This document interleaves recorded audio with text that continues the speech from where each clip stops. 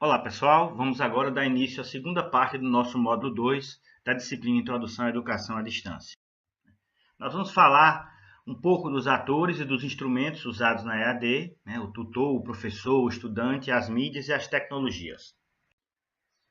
Bom, tendo em vista que estudar à distância implica em diversas mudanças, não somente para o estudante, mas também para o professor e para a instituição de ensino, é necessário trabalharmos buscando condições para que a oferta dos cursos à distância não seja prejudicada, por exemplo, por deficiência de atendimento a dificuldades de sanar dúvidas que naturalmente surgem à medida que os cursos eles são realizados.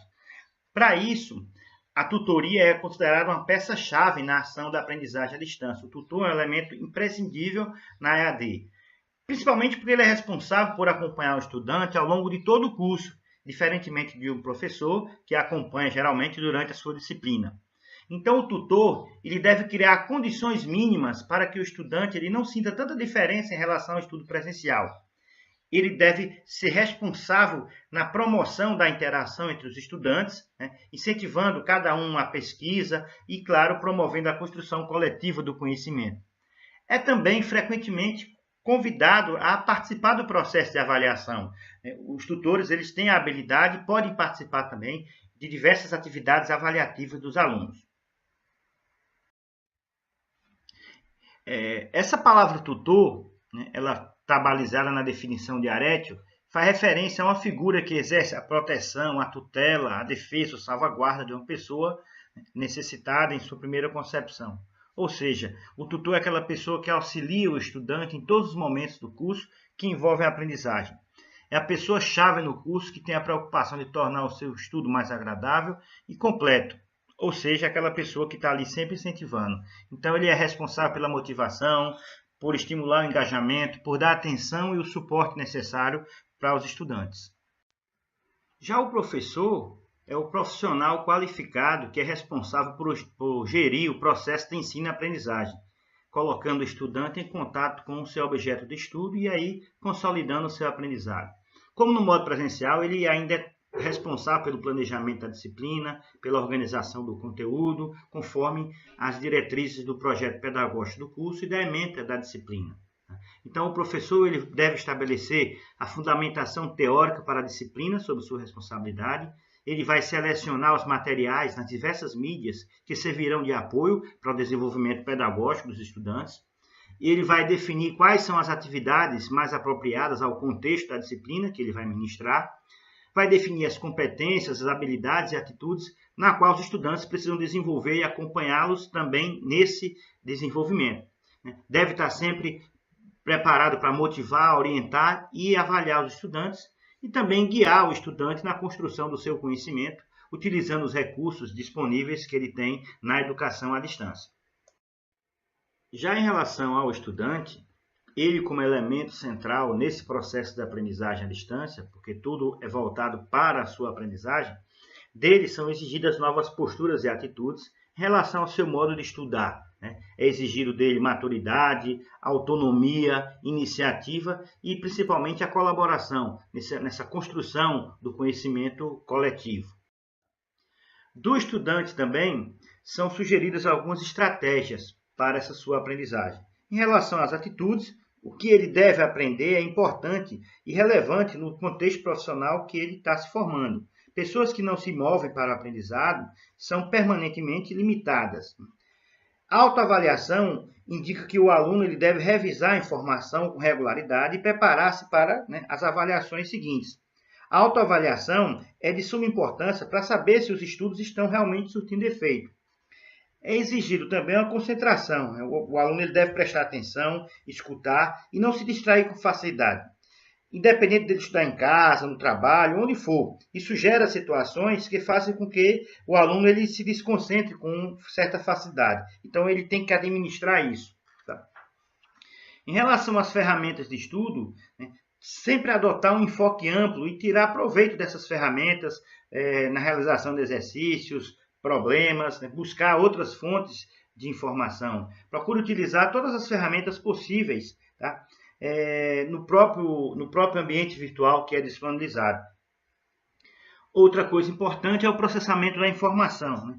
Coordene o que vai aprender com o que você já sabe, comparando uma coisa com outra e traduzindo a informação com suas próprias palavras. Então, ao você ler um texto, você tem que interpretar da melhor maneira e traduzir aquilo para suas próprias palavras.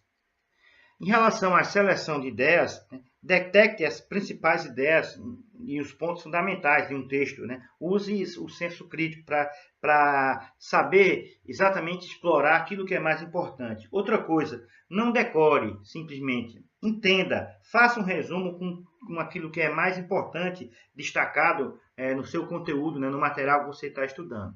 Assim você se cerca de uma série de estratégias que vão favorecer ao seu aprendizado. Independentemente do nível na qual a capacitação à distância vai ser feita, as tecnologias atualmente exercem um papel de significativa importância, uma vez que elas possibilitam às pessoas acessarem as informações com mais frequência, no tempo que quiserem e, dependendo do caso, em qualquer lugar. O uso das tecnologias nos programas de EAD é algo inevitável, né? Por intermédio delas, é possível haver uma maior interação entre os envolvidos, maior facilidade para o registro das informações e também ampliação dos canais da sua disseminação. E aí facilita essa difusão do conhecimento. É claro que isso exige recursos humanos e infraestrutura compatível com cada programa de educação à distância, tá? Você vai precisar, sobretudo, de boas conexões, uma boa infraestrutura de tecnologia que seja apropriada, dimensionada adequadamente para o programa do EAD que se está se dispondo, tá? E aí, cada geração de EAD, conforme a gente viu, teve os seus meios de difusão e dos conteúdos dos cursos. A tecnologia, segundo Moore e Kisley, ela constitui o veículo para comunicar mensagens que são representadas em uma mídia, textos, imagens, sons e outros dispositivos. Cada tecnologia deve suportar pelo menos um meio. Claro que algumas suportam mais. Por exemplo, o nosso ambiente virtual ele suporta vídeo, texto, suporta uma ferramenta de comunicação. Tá? E aí é o que acontece, que a tecnologia online ela pode dispor de todas as formas de mídia. Esse termo mídia tem origem na palavra latina medium, que significa meio. Ele foi trazido para o português a partir da palavra inglesa media, que faz a designação genérica dos meios de comunicação. E aí, cada mídia ela tem sua potencialidade e vai depender do recurso pedagógico, do contexto e da dinâmica do seu uso. Cada mídia pode ser mais apropriada para um determinado conteúdo a ser explorado. A seleção e o uso dessas mídias estão exatamente na natureza desse conteúdo que vai ser estudado. As linguagens audiovisuais, por exemplo, podem ser mais apropriadas, contribuindo para a compreensão de determinados fenômenos. Você apresentar um vídeo, por exemplo, fica mais fácil para a compreensão do aluno. O uso da hipermídia ela pode mostrar detalhes não visíveis em linguagens textuais, em só textos. Diferentes meios possibilitam experiências diferenciadas com o que vai ser estudado. Quando você agrega diferentes meios, texto, som, imagem, você enriquece essa experiência da aprendizagem. E aí vamos falar das tecnologias que são mais usadas. Uma das mais antigas é o TBC, Treinamento Baseado em Computador, que era um sistema que utilizava recursos de computação para conduzir um processo individualizado e interativo de aprendizagem. É uma denominação mais antiga, baseada em um programa que era instalado no computador do cliente e esse programa atuava como instrutor no treinamento. Tá? Ainda hoje a gente tem alguns exemplos.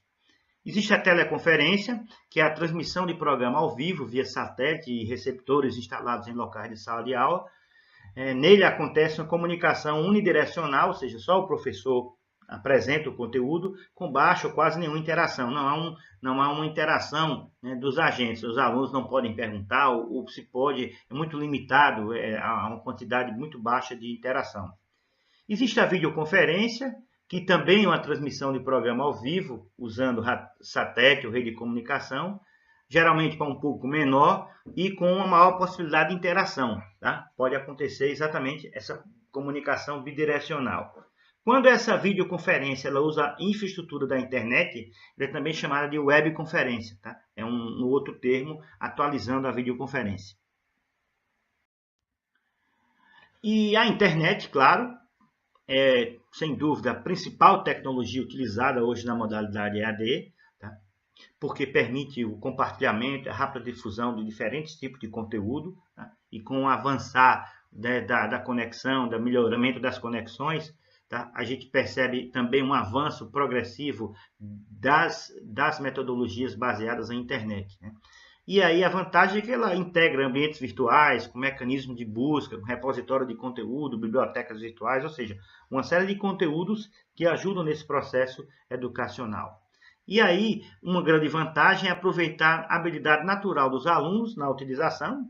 Praticamente o aluno ele tem já uma familiaridade com a internet e transforma essa familiaridade, essa habilidade, né, em um aliado no processo de aprendizagem.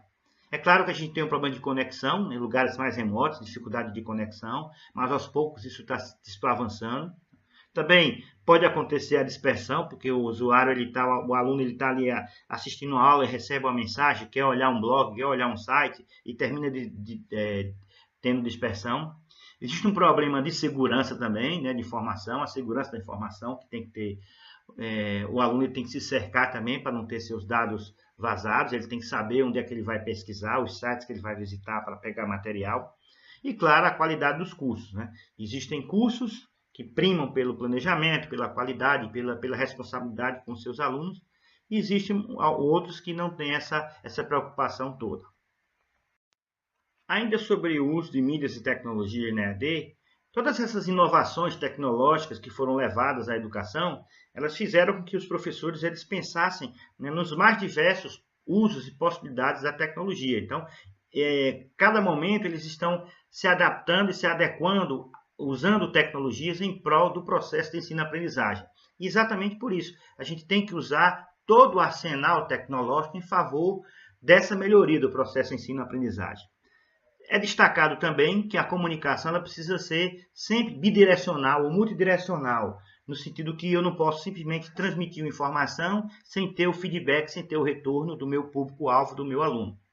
O acompanhamento das interações, a ação diante de sinais de desmotivação ou ausência do curso, elas devem ser práticas da equipe que está executando o curso. Então, a todo momento, a gente precisa estar verificando aqueles alunos que estão ausentes, aqueles alunos que não estão participando. E a partir daí, o tutor, o professor, ou mesmo o coordenador do curso pode ter uma ação no sentido de trazer esse aluno novamente para o curso.